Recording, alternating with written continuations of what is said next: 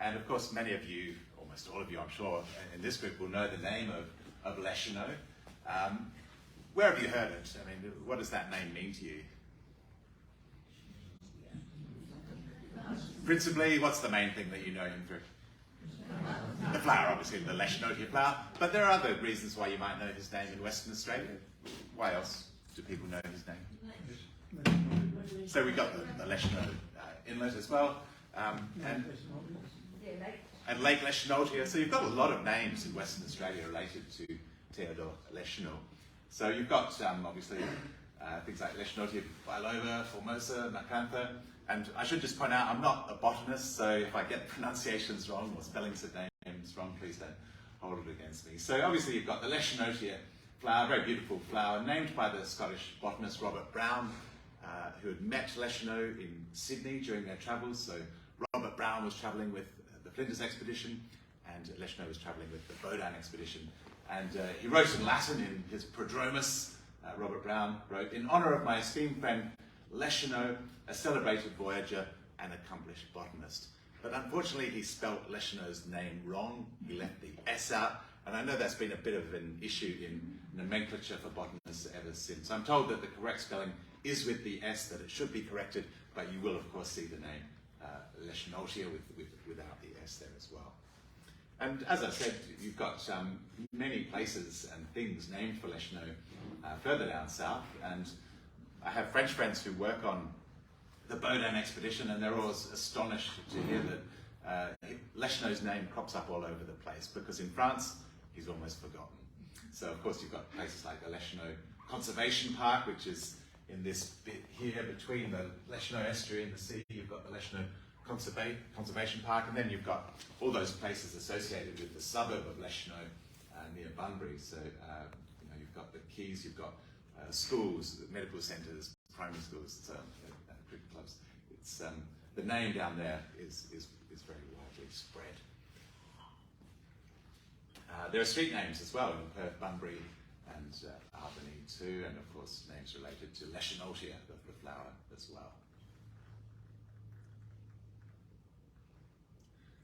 But in France, there's just one street name.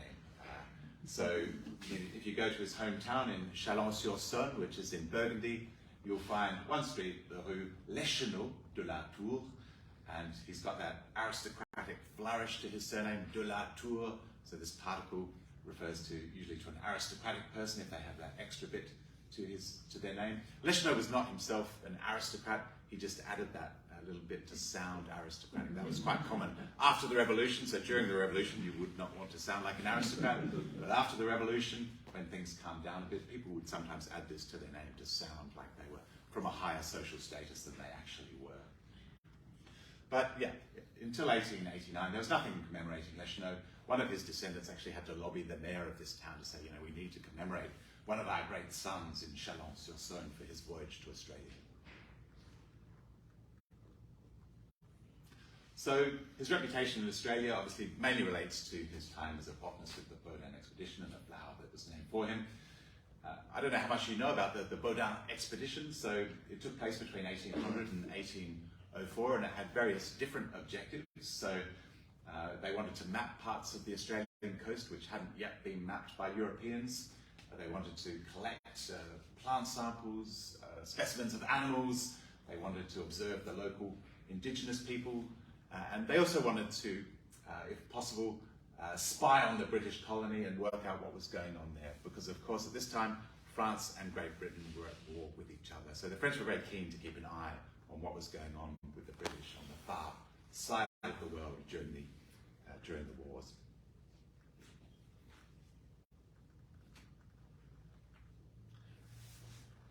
During his voyage, he sent back thousands of plant specimens to France, and he wrote a journal about his experiences. So everyone, all the crew and all the scientists were required to keep a journal of the voyage.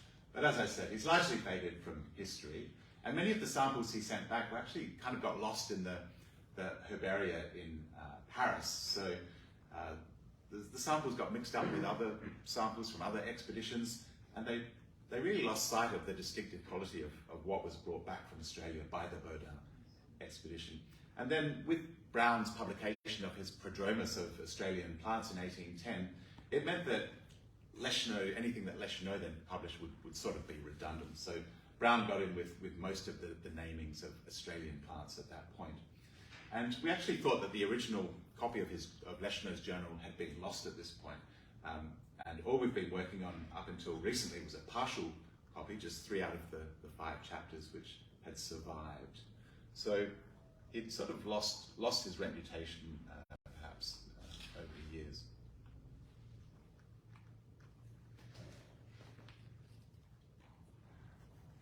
A few details about his life. So he was born in Burgundy in 1773, so the wine-growing region of France in the sort of central east. We don't know a huge amount about his early life. He moved to Paris in his 20s, and he somehow got in with the Museum of Natural History there, and that led to him being appointed to the Baudin expedition, which left in 1800 for Australia. He travelled with them until 1803, and then left the expedition in Timor due to illness, but then travelled for a further few years around the Dutch East Indies, collecting plants on his own behalf and other samples, before heading back to France. When he got back to France, he was completely penniless. He was in debt, in fact, and he got a job working as an inspector of merino sheep for Napoleon's government. So obviously merino sheep, very important, making the cloth for the uniforms of the soldiers engaged in the Napoleonic Wars. And Leschenault's job was to trudge his way around the remote departments of France, keeping an eye on the sheep farmers, making sure that they were looking after their sheep properly so the army would have uniforms. It was a pretty difficult job, and he was pretty discouraged by all of this. But with the fall of Napoleon, the restoration of the monarchy in France, he got a new job as a government botanist. And he was sent out to India to take repossession of the colony there from the British. And he spent about 6 years in India and Ceylon, or Sri Lanka as we now know it, and also spent some time in Réunion as a government botanist there. So collecting things like cinnamon trees to take back from Sri Lanka to Réunion to grow them there for the French. So he was involved in the spice trade on behalf of the French government. And then his final mission was to South America when he was getting on a bit, and he travelled to Brazil, Suriname and French Guyana, but he was quite ill during this trip and he had to come back early to France and then died in 1826 from a stroke. And his life had been dogged by illness, so from his travels he was sick during his Australian voyage and he was sick while he was in the tropics as well. So he died a relatively early death. So, as I said, he was born in 1773 in Chalon to a middle-class legal family. We don't know much about his schooling. We have a few hints here and there in the archives that he probably didn't go to the local high school because Theodore's father described the local school principal in 1770 as incompetent, ignorant, cantankerous. So it probably meant that he wasn't sent there and probably just had home tutoring and probably learnt Latin from a home tutor, which would, of course, come in very handy for a botanist, being able to describe things in Latin. He was 15 when the French Revolution broke out, and because his father, although not being an aristocrat, had aspirations to join the aristocracy as a kind of well-off lawyer, the family was therefore accused of having aristocratic sympathies, and they were imprisoned. So Théodore, his father, and his elder brother were called aristocrates très prononcés. The brother was actually referred to as a muscadin in the accusations of the tribunal. So a muscadin was a royalist dandy named for the musk perfume that they wore. And Théodore was actually found guilty of a lack of commitment to the revolutionary cause.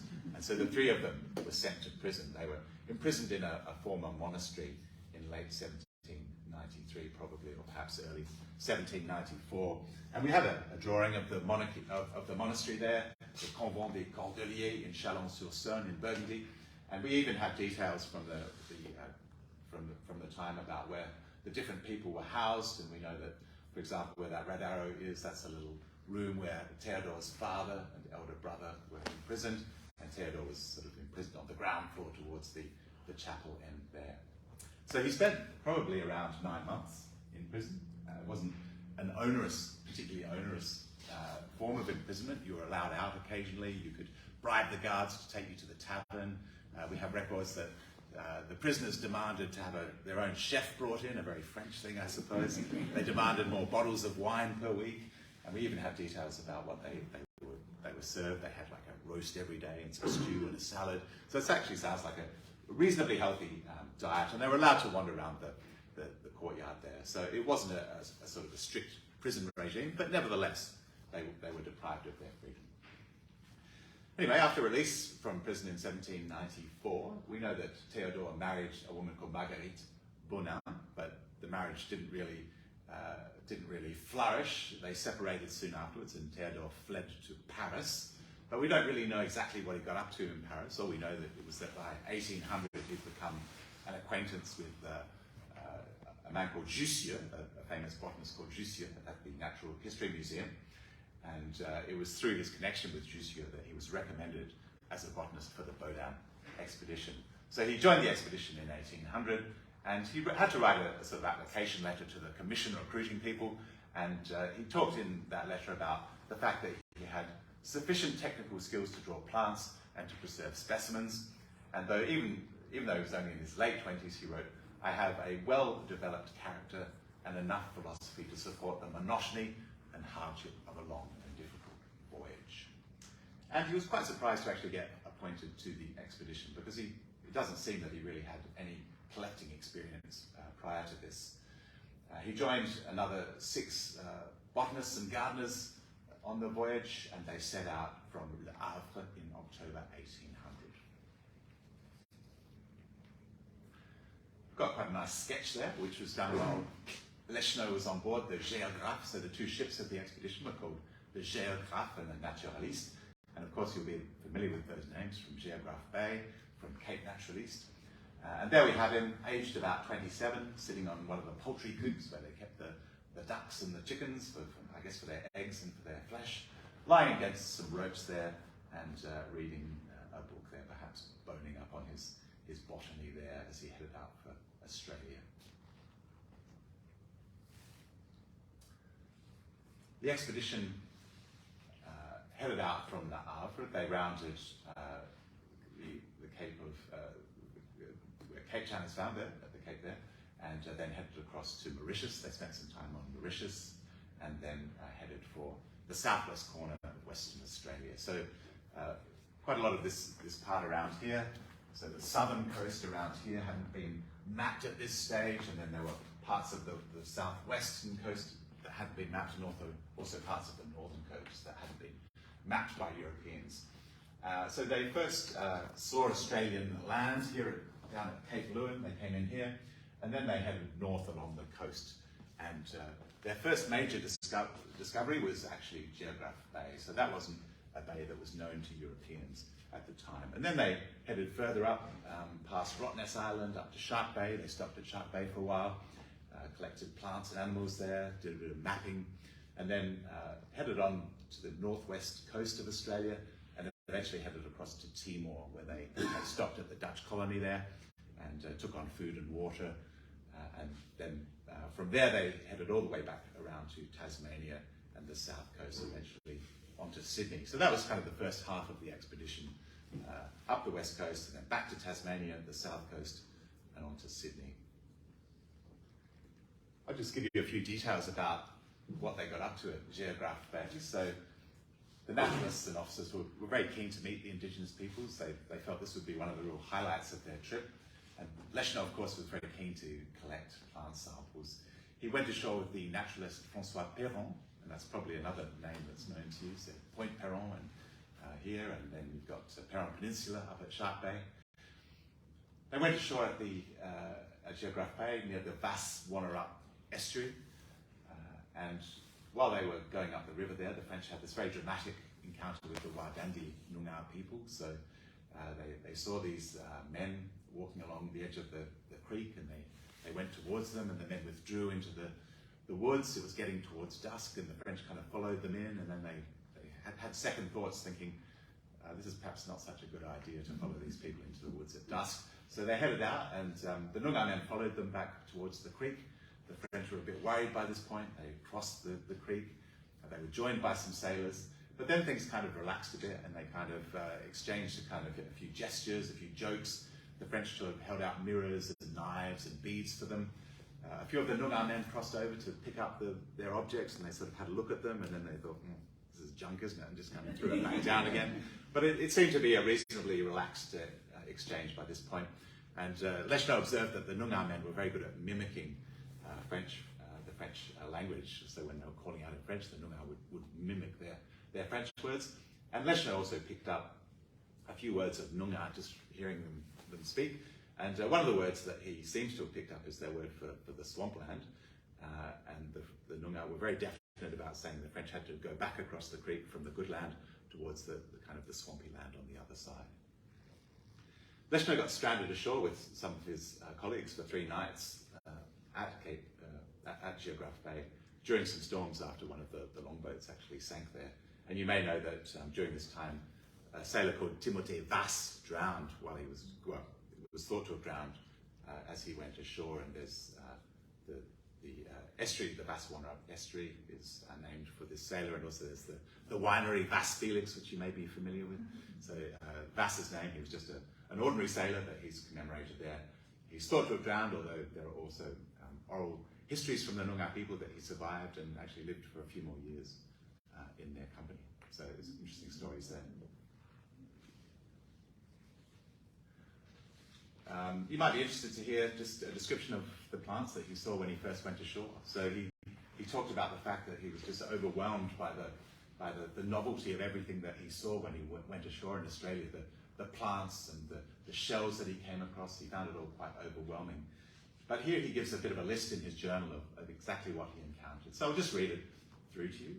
So on the 13th, or 2nd of June, this was the 13th of one of the revolutionary months, Citizen Perron, so citizen, because they were revolutionaries, they all called each other citizen. Citizen Perron and I landed on the eastern side of the bay, a very fine white sand, possessing, I believe, the same vegetative elements as that found along the Lewin coast, forms a scarp 40 to 50 feet high, and nearly twice that in width. The slope which faces the sea is quite steep, and the plants there are not very vigorous. A species of creeping mesembryanthemum with white flowers and thick triangular leaves grows there. Might it be edule? Several species of undershrub are also found there. I observed one from the Orach family.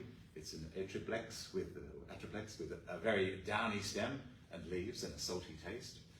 When I reached the top of the scarp, I gazed admiringly across a flat country, which is covered with very large trees forming a magnificent forest. A gentle slope leads down to the plain.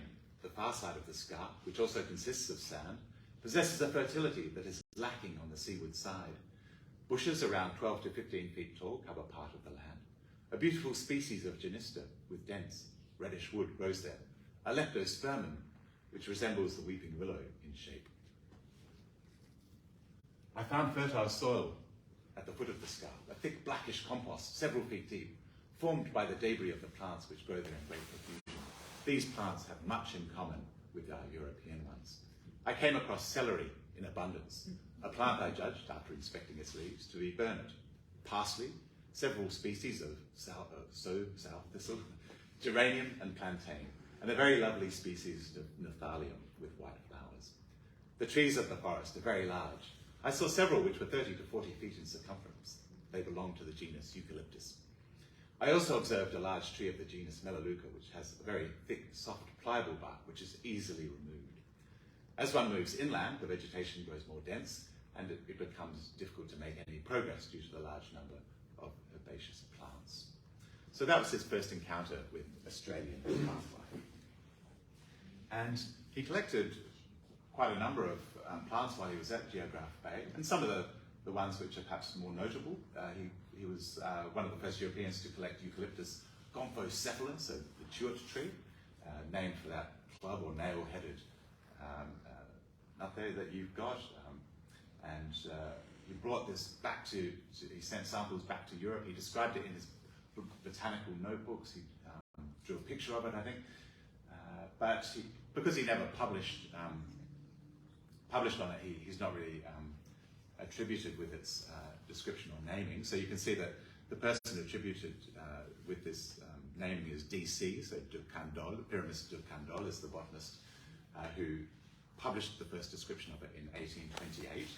And he was actually working from the sample that Leschenault had sent back to Paris. So the tulip tree was collected, the sample was collected by Leschenault, and then his sample was used for the first description of it. And you've got there I think that's perhaps the holotype in the Museum of Natural History brought back by Leschenault.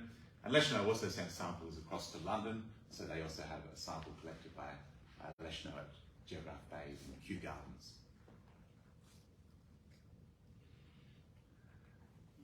He also collected Caladramus sanguineus. He's got La Billardière, another French botanist is the name that goes with that, but he collected it and described it in his notebooks, and he called it Baudinea coccinea, so naming it for Baudin, the captain of the expedition, but of course he never published his description, so La Billardière, a botanist who'd been to Australia previously with the expedition of Bruni d'Entrecasteaux, actually published the description in 1806 in one of his books, based on Leschenault's specimen collected at Gibbard Bay, and you've got one of the specimens down on the bottom right-hand corner there. So after Sydney, the French came back west. They went along the south coast of Australia, through Bass Strait there to Kangaroo Island, along to King George Sound, then back up to Rottnest Island. They went ashore at Rottnest Island there and explored the Swan River, up to Shark Bay, the northwest, and then from there to Timor and back to France.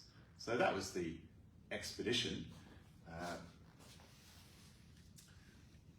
At King George Sound, so down in the Albany region, they did some interesting work as well. So they stayed 11 days at Frenchman Bay. So you've got, I don't know if you recognize the map there of King George Sound. They've kind of turned it through 90 degrees. So north is actually up this way. And the French camped at what is now called Frenchman's Bay down there, and you've got the whaling station is just along from that. They stayed there, and Leschenault collected a large number of plant samples in that region as well, including the Albany pitcher plants, so Cephalotus follicularis he collected there, probably around 200 species altogether. But Baudin, his captain, was very unhappy with his work, so he complained at one point that Baudin was neglecting his plant collecting for writing. So Leschenault was writing his journal as he sailed along, and he wrote in his journal, so Baudin, the captain, wrote in his journal that Leschenault will have composed 60 pages of writing, which will be all wit and no work. And he contrasted this with a lowly gardener who was also on the voyage, a 16-year-old boy, whose work, he said, will be all work and no wit. So Leschenault there was a bit of tension between Baudin and Leschenault during the voyage. And in fact, things came to a head when Baudin kicked Leschenault out of his cabin in order to keep some kangaroos there.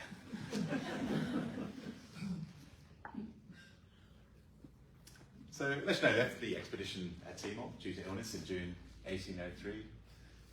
But he, by this point, collected thousands of specimens, as well as indigenous artifacts, and sent quite a few samples of seed back to Josephine, the Empress Josephine, back in Paris. And she actually grew quite a few Australian plants from seed in her garden there. So it was quite an attraction for French people to go to the gardens there and look at these Australian plants that were growing there. And they also had kangaroos and black swans, which had been brought back as well. So these were actually quite notorious throughout Europe. Leschenault had suffered illnesses. He'd got promotion to senior botanist during the voyage because most of the other botanists actually died or left the expedition. And he'd also had a chance to botanize in Sydney in the Blue Mountains with Robert Brown from the Flinders expedition. And I'll put up there an image from the journal, the botanical notebook, which is separate. So you can see there he's got sketches of a particular plant, and then he's got his descriptions there in Latin. So that notebook is in the Natural History Museum in Paris. As far as the journal goes, so all the officers and naturalists were required to keep a journal. But after the expedition got back to France, a lot of these were just deposited in the archives and so sat there really without being looked at for many years. A few historians looked at them during the 20th century, but in the early 21st century, a group of academics decided that they really wanted to work on the history of the Baudin expedition in much more detail, and to do that, they decided to transcribe these journals, so they were manuscript journals, to transcribe them, type them up, and also to translate them into English so that people could read them. So the Baudin Legacy Project has a website at the University of Sydney, and so a lot of these journals are now available in French transcription, and some of them have been translated into English, but that project is still ongoing. And I was brought in all the way back in 2009 actually to work on the Leschenault journal. So the journal that I was given to look at, I was given scans of the journal to work on. We only had this incomplete copy, and it's actually not in Leschenault's own hand. It starts at chapter 3, as you can see there, extrait de la relation de l'expédition, etc. So an extract from this account. And it was a bit of a mystery as to why the original journal wasn't in the archives, because most of the other journals were the original works of the particular naturalists or officers involved. And the journal starts at chapter 3 and it comes to an end at chapter 5 when they get to Sydney. So obviously it doesn't have all of the return journey as well. So it's really only just a fragment of the voyage. So it was a bit of a mystery what had happened to the original journal. Was it still out there somewhere perhaps? So I decided on one of my research trips to France to start looking around a bit. So I went down to Chalon-sur-Saône. Someone has to do these things. And I just went snooping around the chateau of the Leschenault family. So there's some of Leschenault's descendants had remained on in the chateau at a place called Le Villard, just outside Chalon. And I went knocking on the door in 2014. There were no relatives living there at the time. They were renting out the chateau to various families. But they gave me the address of the descendants in Paris, and so I managed to get in touch with them. And they were actually very, very kind, very helpful. And the following year, we went down to Chalon together, and they took me up to the attic, and they said, right, just have a look around and see what you can find. And so we found some quite interesting things there. So that image there is of a letter which Leschenault wrote to one of his cousins shortly after getting back from his trip to Australia. You can see he signed it down the bottom, Leschenault de la Tour, so this is 1807. Long after the revolution is finished, he's adopted this kind of aristocratic persona. We found things like boxes of shells, and you can see that this shell, for example, has got an old label on it. It looks like it's probably Leschenault's hand, so it's probably his thing. There was also a register of divorces for the district of Chalon, which happened to be in the collection there. So we got some details about the fact that Leschenault had actually been divorced by his wife just before he set out for Australia in 1800. So we hadn't really been sure what had happened to him and his wife. And we got all the details there. They were divorced due to an incompatibility of temperaments. And there was only a very short period of time where you could actually divorce someone in France, because it's a Catholic country, of course, but the revolution made divorce legal, and it was something that Napoleon allowed for a certain period of time and then abolished. But you would have to call a meeting with your partner after 1 month, try and reconcile, another one after 3 months, and then a third one after 6 months. And if you didn't manage to reconcile during all that time, then you're actually allowed to get a legal divorce. And Leschenault was not present. He didn't attend any of these meetings. His wife called them, and then after 6 months she filed for divorce and got it while Leschenault was off in Paris preparing to leave for Australia.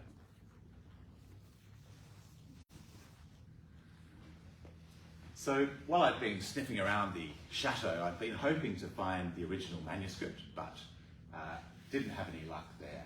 But out of the blue then, in December 2016, an auction house put the manuscript up for sale. So it's in Royan, which is on the Atlantic coast of France. And the catalogue entry is on the right-hand side there. They gave a guide price of around 4,000 to 6,000 euros for this manuscript. It went up for auction, and the hammer went down at 110,000 euros, so about 170,000 Australian dollars. But actually, the manuscript was not actually delivered to the person who had made the winning bid. The French government stepped in and said, actually, this belongs to the nation. We paid for the expedition. We required all the botanists' deposit there. journals with the government after the expedition. For some reason, Leschenault didn't do that, but the government basically argued all along this journal has belonged to us. So the people who'd actually owned the journal, we don't know who these people were. I contacted the auction house, but they weren't prepared to reveal to me who had actually put the journal up for sale. They obviously would have been hugely disappointed and missed out on a vast amount of money there. But on the other hand, it's a good thing, I suppose, because it's come into the public domain, and the journal was then deposited with the National Archives, where people like me could go and look at it. So that's what the journal looks like. It's it's got a cloth cover on it. It's a bit of a muddy brown colour there, and you can see the handwriting in the bottom right. It's quite neat handwriting, fortunately. Some of my colleagues who are working on other manuscripts have had a much harder time with kind of indistinguishable, illegible scrawls, but fortunately for me, Leschenault is a very neat writer. So the journal was deposited with the National Archives in Paris in 2018 after a bit of legal wrangling, and then I was able to access the journal in 2020 to do my translation of the complete object.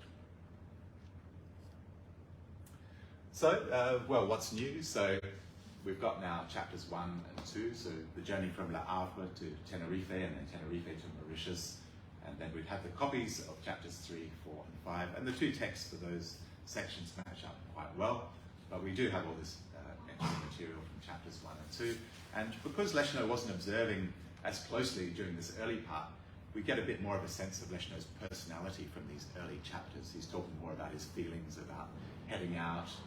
We get a better sense of his emotional kind of experience of the voyage from these early chapters.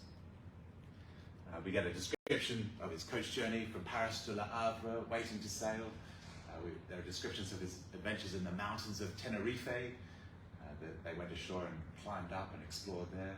We've got descriptions of shipboard life as well. So what his cabin was like, what they got up to when they crossed the equator. The sailors would douse all the people who had never crossed the equator before in water as part of a sort of a ceremony. But you could buy your way out if you didn't want to get doused with water, and then the sailors would spend that money on rum and get rollickingly drunk.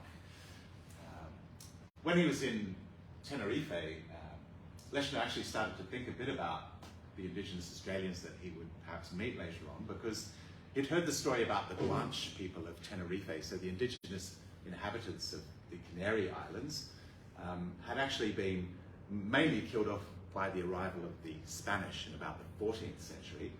And as Leschenault was sailing away from Tenerife, he actually reflected on the possible fate then of the indigenous peoples of Australia. So he thought about the Guanche. He wrote, "Oppression and despair drove this people, the Guanche people, to extinction. We are setting out to visit unknown peoples. Perhaps the moment of their discovery will be the start of their misfortune. But no, that can't be true. Today, governments are more enlightened. They will be just." And I guess there are perhaps ironic reflections we might make about that particular point. Another interesting thing that comes out from this original journal is some details about the early life of a man that the French called Murdoch. He was a man from West Africa. His actual name, as Leschenault discovered, was Bognonononderga, which apparently in his own language meant everlasting happiness. He'd been captured by slavers in West Africa, and he'd been taken probably to Haiti and then on to America, where the botanist Michaud, who joined the Berlin expedition, had actually bought him. So Michaud bought him in America, brought him back to France, and then brought him out on the expedition. And he served as an assistant botanist during this expedition. So there's quite an interesting little story there, which Leschenault reveals. And while he was in Mauritius, Leschenault had some reflections about slavery as well. So there are some sort of philosophical reflections that you get in these early chapters, which are perhaps not so present in the later chapters, where Leschenault is more intent on describing the plants that he's seen. But he discusses, for example, the idea of slavery on Mauritius and engages with the ideas of a French writer called Bernardin de Saint-Pierre, who'd also visited Mauritius and had been horrified by the treatment of the slaves there. Leschenault was a bit more ambivalent. He said, yes, of course, slavery is a dreadful thing, it's a crime against nature, but on the other hand, it's an important thing for the economy, so do we get rid of it gradually? So he kind of adopted the gradualist view of the abolition of slavery, which was a pretty common position at the time among Europeans. But all of these thoughts, I suppose, give us some interesting context for how he would then approach the Noongar people and other indigenous peoples that he met in Australia. A few other things that are in the new section of the journal. There are little essays on things like phosphorescence and humidity, so scientific speculations. We get some more of his ambitions and his private views. He talks about his fears of dying at sea. He's looking at the waves breaking on the coast of Le Havre, saying, "Is my fate to die beneath the waves?" Some women come on board at Le Havre for a farewell lunch, and he talks about the fact that he'd love to have one of these women in his cabin for the entire trip, which would help them abolish the tedium of the voyage. So just these kind of quirky little moments appear in the first couple of chapters, which give us perhaps a better sense of Leschenault's personality. But even though we've got this new, this original version of the journal, there is still that question of what happened to the rest of the journal. So he was required to keep the journal for the rest of the trip, but what happened for the section from Sydney all around the south coast and up to Timor, and we're not really sure what's happened to that. Leschenault did leave some documents with Baudin when he left the expedition in Timor, but then Baudin travelled on to Mauritius on the way back, and Baudin actually died of tuberculosis on Mauritius, and it seems that some of his papers may have been stolen, so maybe Leschenault's journal is actually lying in some cupboard in Mauritius or something like that, and still remains to be discovered, the latter part of that journal. Anyway, I'll finish up there. So thanks very much for listening to me, and as you're aware, some copies of the journal are available for purchase if you're interested. But thanks very much for listening.